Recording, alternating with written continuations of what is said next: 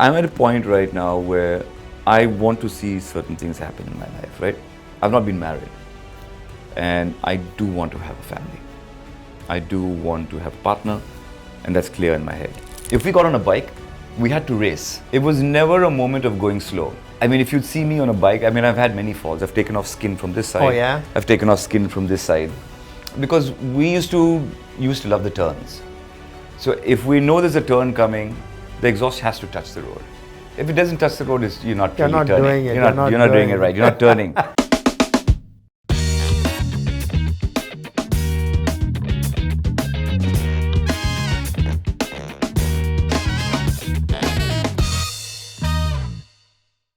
Hey, welcome to Tellis Like It Is. I have with me a dear friend, an actor, a model, an entrepreneur, a sports person, but like I said, most importantly, a dear, dear friend. Hey, DINO, welcome to Tellis Like It Is. Hey, I also have a good friend, man. He's Brian Tellis, man.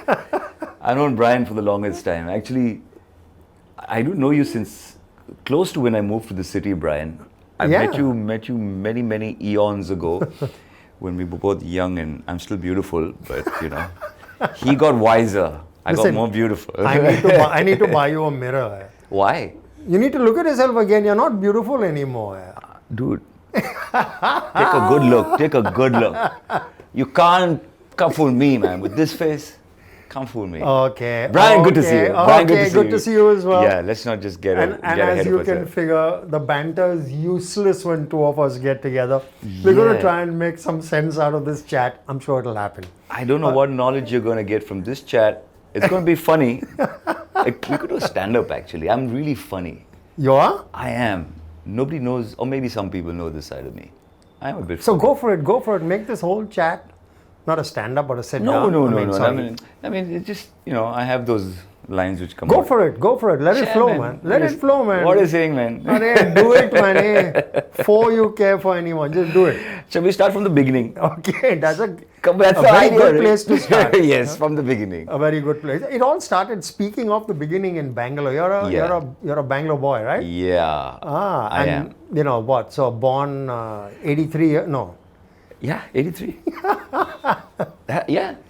Why are you laughing? The beautiful Bangalore. Beautiful Bangalore. Do I look anything over 83 in terms of when I was born? No, I was talking about age, but we won't go there. Okay, we won't go there. Okay.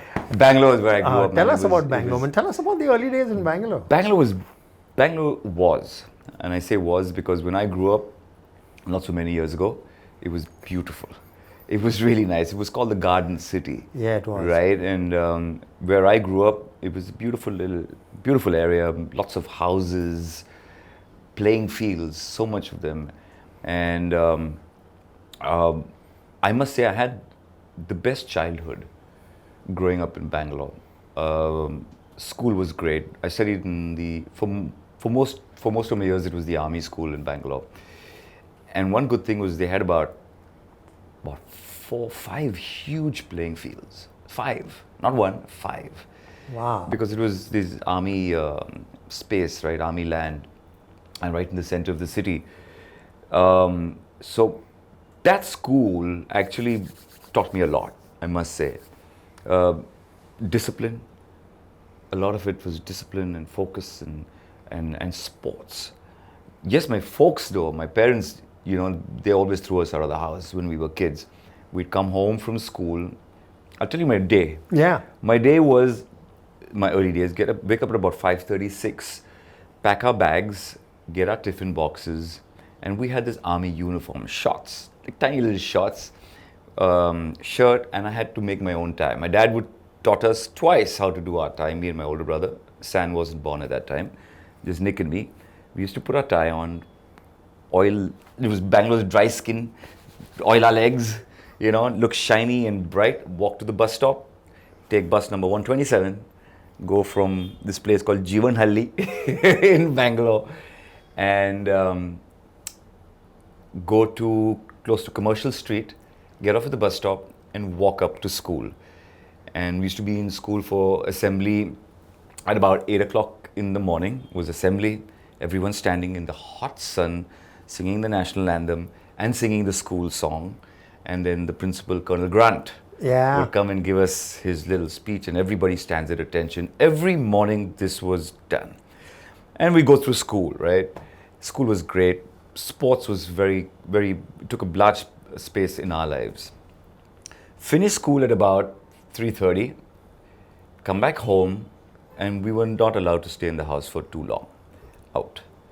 Get out, go. And we had friends playing football and everything else in the field in front of my house. Go out, come back at 6:30. And sometimes me and my brother, we just go and play somewhere and we'd be really far. But at 6:30, my dad would stand at our gate and we had a whistle, a call. And he would whistle.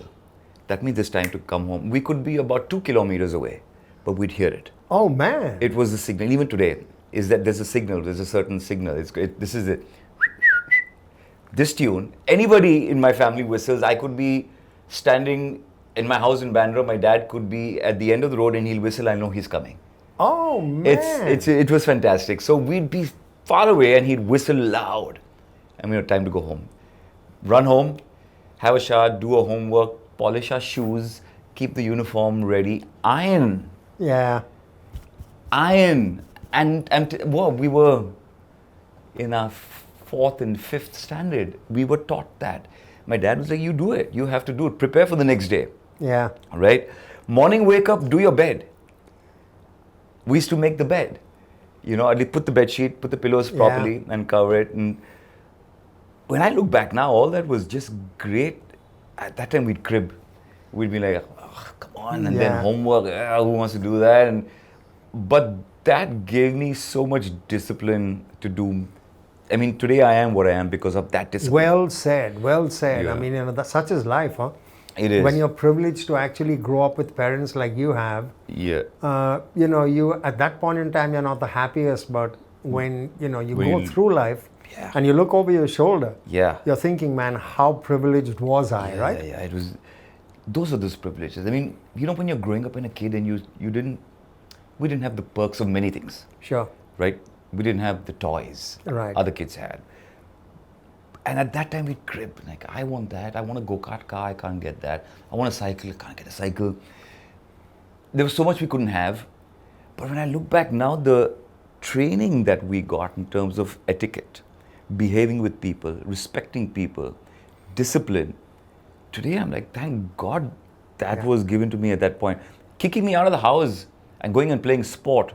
If I wasn't playing team sport at that age, subconsciously you're understanding psychology of people. Yeah. Subconsciously you're understanding teamwork. You're understanding how do you treat other people on your team. How do you respect them? How do you work together? Yeah.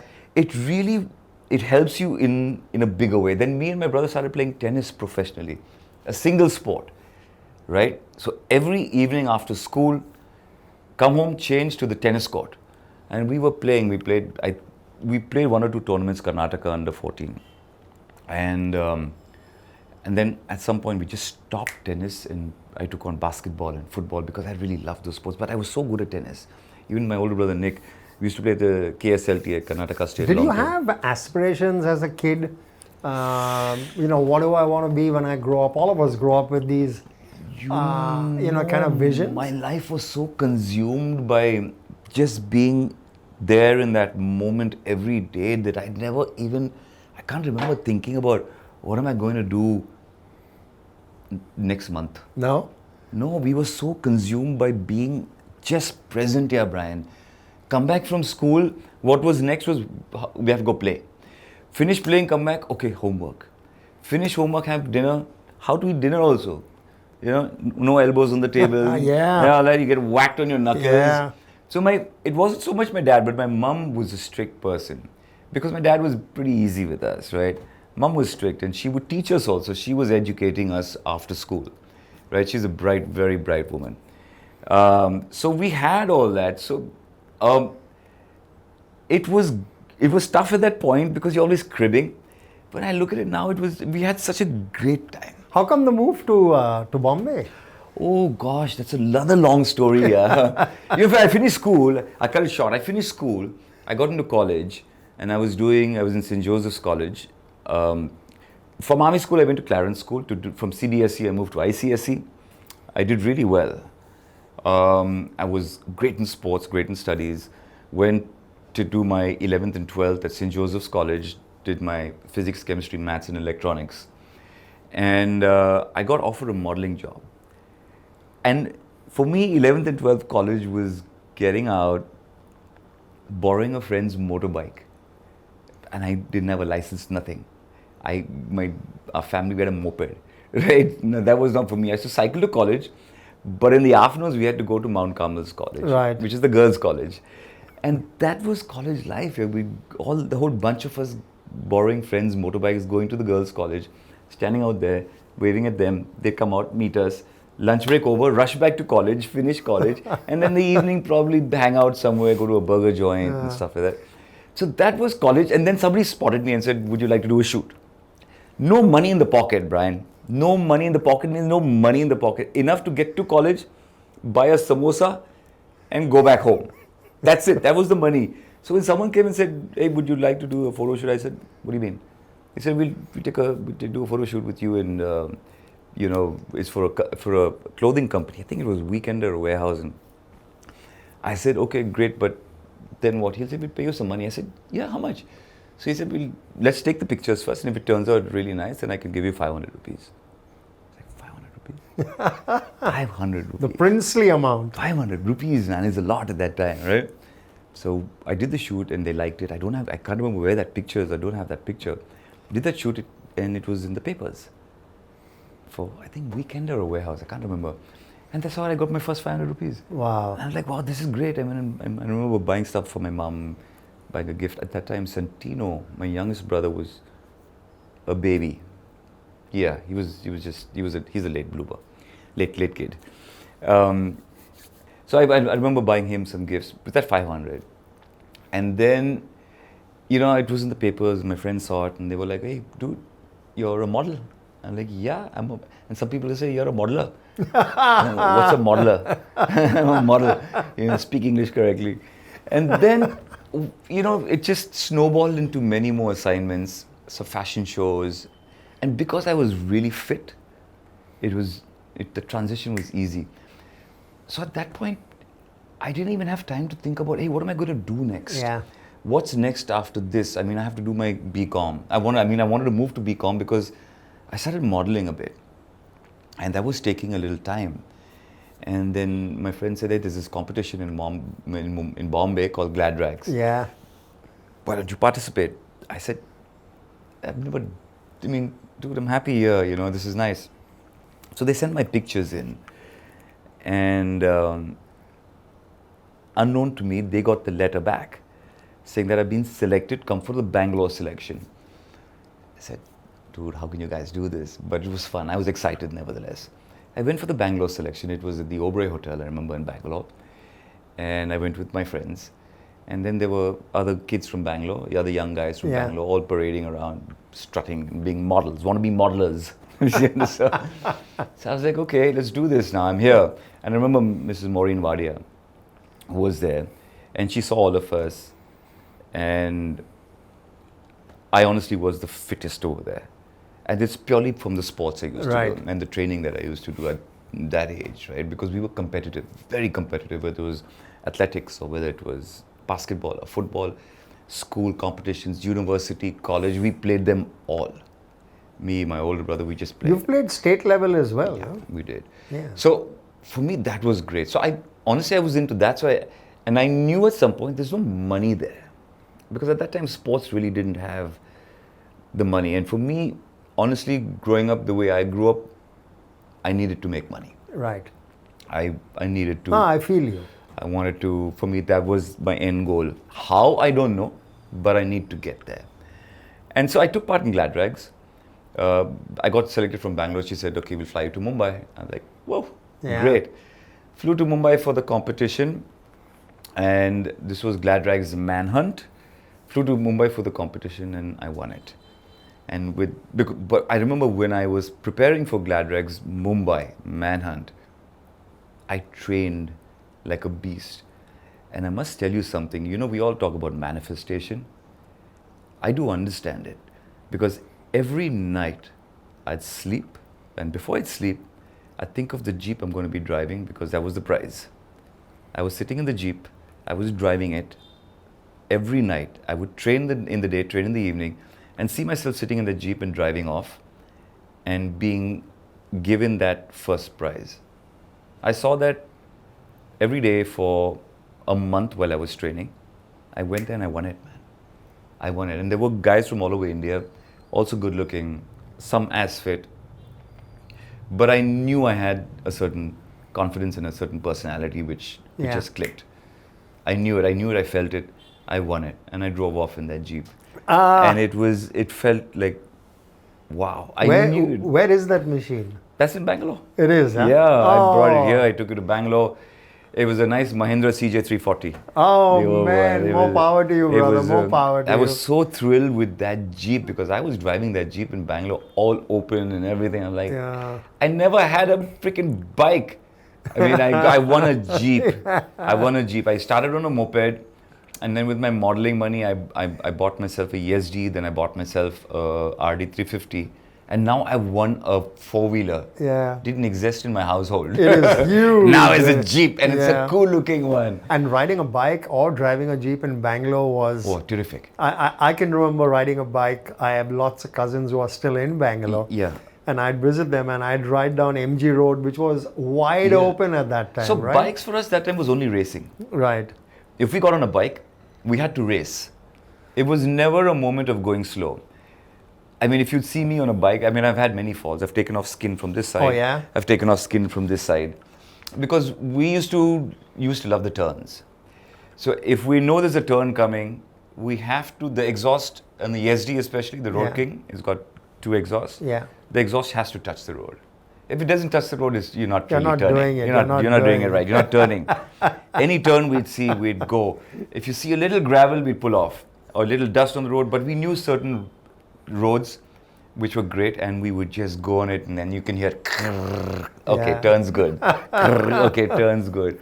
And that spirit of adventure still shows in you, man. Oh, I love it. Yeah, I mean, it comes through. I love it. I mean, you were free to do whatever you wanted. And you know, at that time, my classmate owned this jungle, it's called Jungle Hut, the resort, and we used to go into the forest. Another thing, when I was growing up, sorry, am I taking too long in my growing up stage? No, you aren't. my parents did another great thing with us. They used to take us into the jungle once every 2 months. Madhumalai in the south, the Nilgiri forest. My dad loves the forest, so he used to take us there. My mom, me, my old brothers, we used to just drive, go spend a weekend in the jungle. And he knew some people, so we used to get these cabins, right, which were sort of only meant for officers. Yeah, on the cusp of the forest. In the forest, only tribals around. And the wildlife I've seen in the nights, in the mornings, early morning, when we used to just get out of the cabin, you'd see deer and you'd see elephant crossing, you'd see bison, you'd see bear. Oh, I mean, man. This was for me growing up. And I used to love it. So for me, you give me anyone says, let's go to the forest, I'm on. Anything to do with nature, I'm on. You know, so... Awake on the wild side. Yeah, awake on the wild side. That's what it is. So that was growing up for me in a nutshell. Then modeling happened. Gladrags, I won this. Yeah. Then Maureen called me and said, okay, DINO, the international contest that's happening in 2 months from now, it's in Singapore, and you got to go represent India. I'm like, yeah, let's do it. I'm ready. And I remember coming to Singapore 2 months after the manhunt here. Now, Singapore, we have to spend 30 days over there. We're 50 guys from all over the world now, Brian. And each one freaking good looking, well built. I mean, and it was a fun bunch of guys. So the first few days I was like settling in, getting to know these people. And then I said, you know, what am I going to do here? Everyone's good looking. Everyone's as fit as me. So I said, you know what, I was really confident at that time. I said, let's just have the best time. I'm here for 30 days, let's have the best time. I had such a good time. I made so many great friends.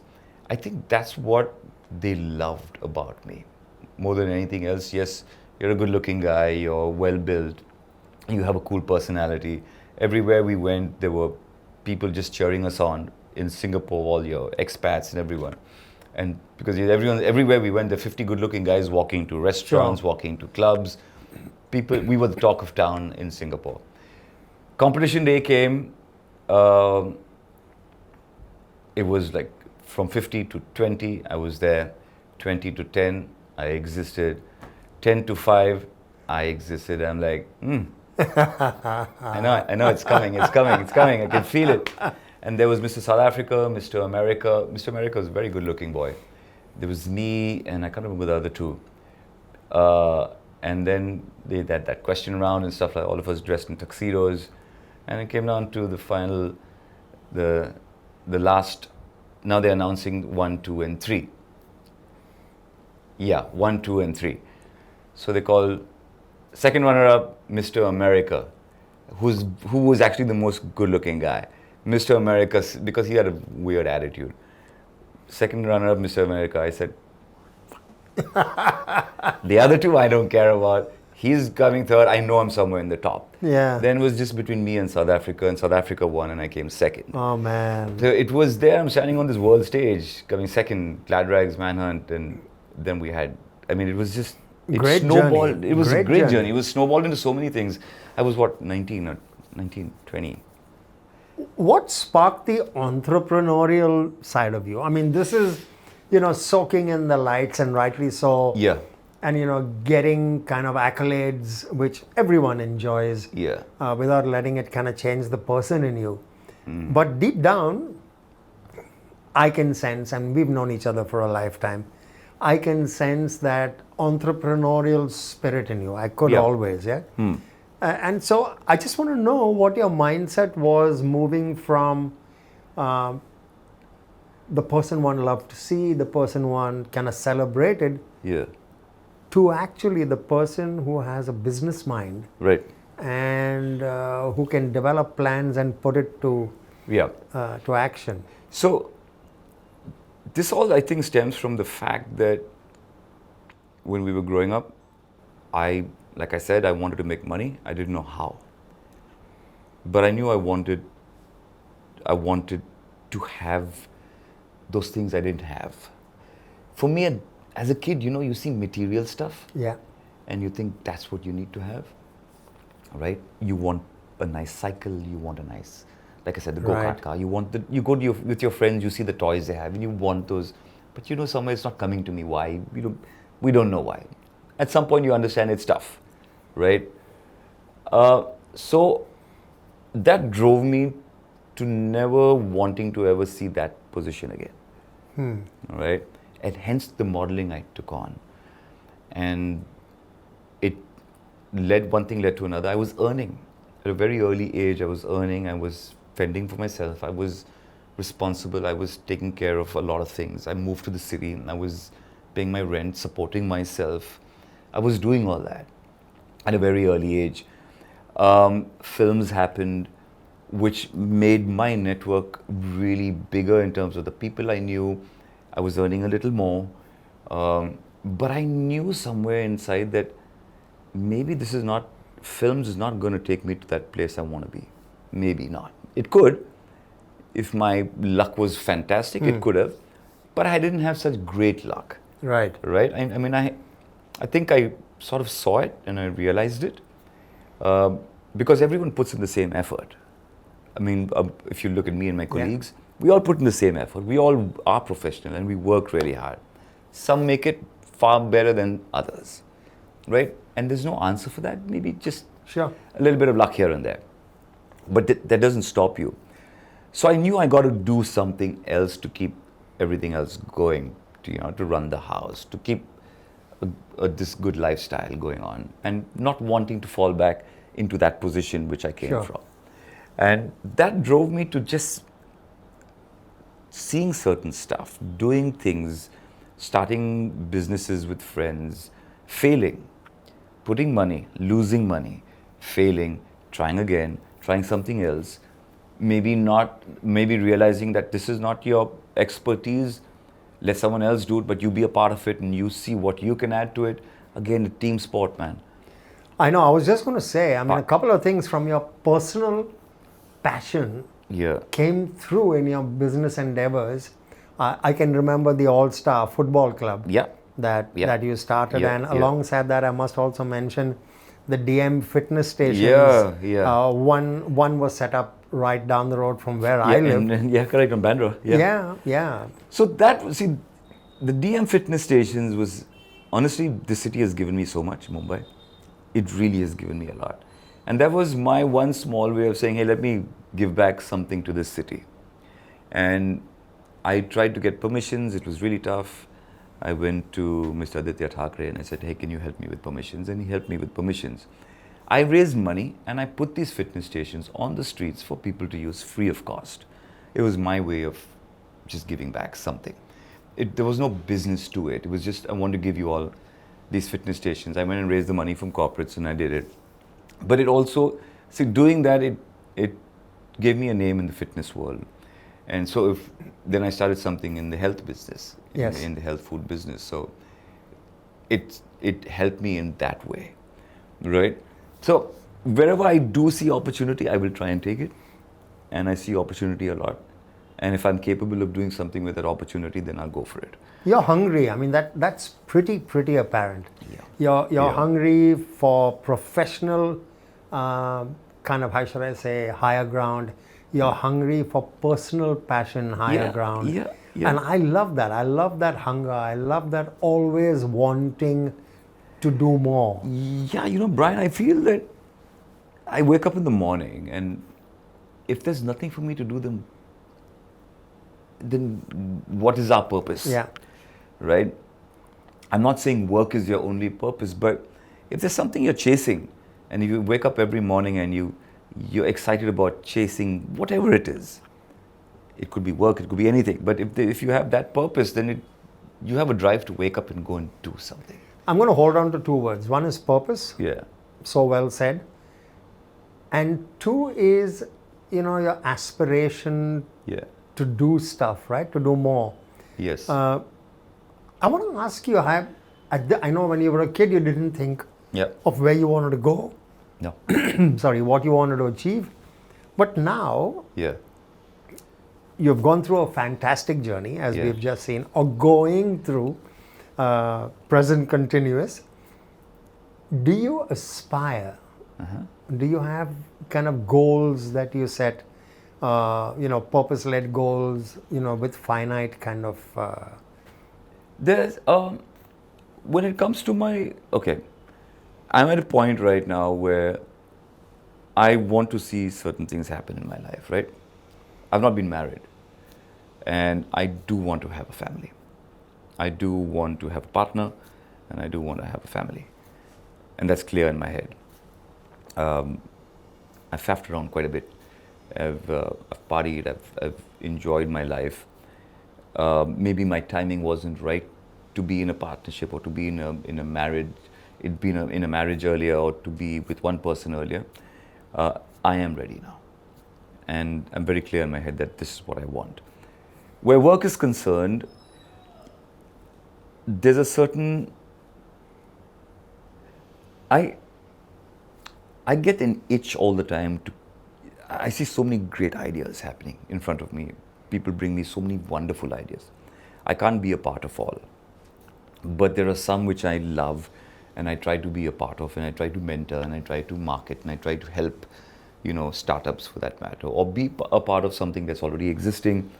And I see what's happening if these people are helping change the world in some small way and I can be a part of it in a little tiny way, then I'd love to be a part of it. And that's the beauty of what's happening in India right now with this whole entrepreneurial situation that's happening with startups and ideas, phenomenal ideas. Augment change or be the change. Be the change, yeah. So I like what's happening. I love it. I'm curious every day about what's new and what's changing the world, and I need to keep up. And I want to be there. And it's more out of that excitement of wanting to know. And yes, building wealth, having finance and being financially very stable is important in my life. Sure. It's very important in my life. And I will always strive for that. Right? Some people say no, and money is not everything, blah, blah, blah. To a large extent, it is. To a very large extent. You'd rather cry in a BMW than cry on the road, Right. as people say, as some people say. So for me, so that's what drives me every day to get up and go and hustle. When will it stop? I don't know. It might stop at some point. Yeah. Yeah. Right now, I'm not at that age. Right now, I'm at an age where I enjoy this. I want to travel the world. I want to be able to see so many countries. Now, you're not getting free flights, No, you aren't. right? I can sit and watch it on National Geography, or I can actually work hard, earn that money, jump on a plane, go and experience Machu Picchu, Sure. right? I want to do all that. So most of what I earn, I'd like to spend in traveling and seeing what this world has to offer. Oh, that's beautiful as an aspiration. Yeah. I mean, so can the rest of the world. I've got 2 or 3 things that I want to throw at you and ask for your opinion. Yeah. I'm trying not to say it's a rapid fire because it isn't. Okay. But you're an actor. Yeah. You're a performer, Yes. right? Is there a movie you would have loved to be a part of or do, or a character that you'd have loved to have played? And it doesn't have to, it could be from foreign shores, it could be local, but it's a character that you would love to have played.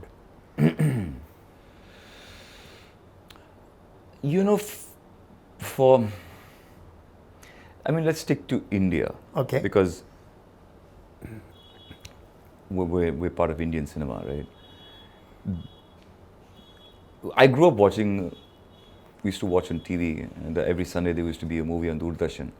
So I remember Mr. Bachchan's films, whether it was Diwar, that was one of my all-time favorites. And that had a profound effect on me because I wanted to be that character. I Right. wanted to be that person.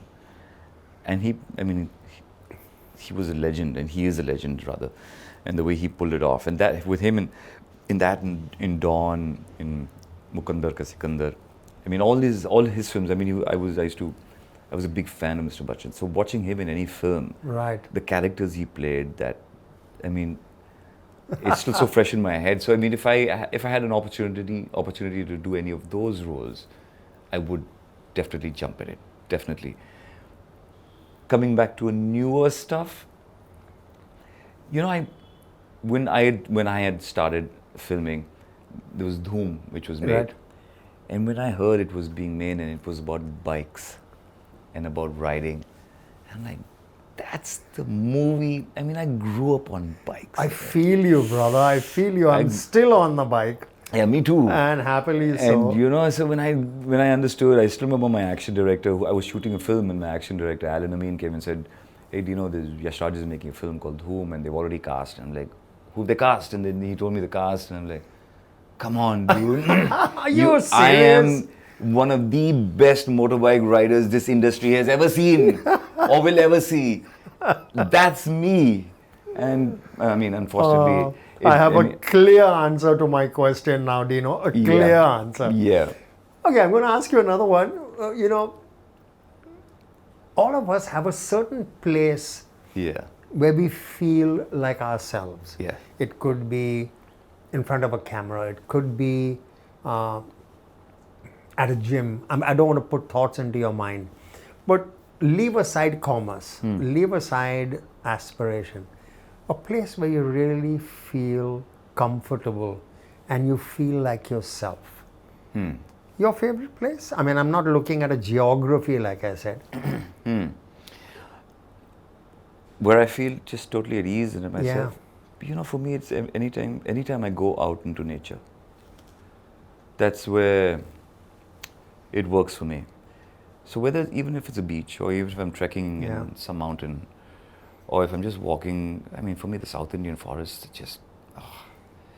those are childhood memories. So even if I'm just walking through, I have some friends who still go into the jungle. Yeah. And I still remember riding from Bangalore on my bike to Madumalai, me and my classmate, because they had the resort. We just jumped on the bike a couple of times and just ride through Mysore and then to Madumalai. And I remember taking it back a bit, we were riding out of the resort on the bike. It was about 1 a.m. Coming out of the resort, and you can see a tiger cross. Oh man. It was thrilling but scary, because you stop your headlights there, and he's on the path, and it looks at you. Now you know if it charges. There's no chance your bike is going to beat that. Yeah. So you're frozen, he's frozen, headlights on, you can't cut the bike, and it's a moment. Yeah. Which it was just it was beautiful. And then it just looks straight and walks on. Oh man. So for me, when I'm in the forest or anything to do with nature, I've said this before to you that, like I said, bikes as well. Yeah. I share this love for the forest as well. yeah, Been to Kanha, 5 or 6 times, Yeah. and various other parks. And the magic of just being oh, it's there. I can't explain it to anybody. You have to go and experience it. Yeah, Anybody truly. who goes and experiences it, and I've been doing this since we were kids, like I said. So Truly. that has remained with me Great. very strongly. Great. Yeah. One final question. I mean, what a great chat. Dina, you should capture this in a book. Yeah. You should tell your story in a book. I will one day. I Yeah, will. you should. I think you should, because there's tons that you need to share, right? Sweet. Yeah. And my final question is related to that. If you were to write that book, which I hope you will, what would it be called? Oh dear. Shaman. Tell I don't me. know what it is. Tell man. I Be don't brave. figure- Be brave. Firstly, but firstly, I've never thought of. It's a great idea, though. Now that Yeah. you mentioned it, I think it's a great idea. You can give me credit in the book. I will give you credit. He gave me the idea. Yeah. He inspired me to write a book about myself, and I called it. No, I'm gonna. It's got to be a very ballsy name. I'm looking at balls over there. I'm saying it's got to be a. It's got to be a very. My cover story and my cover title has got to attract your attention. Yeah. And then you can come in and read.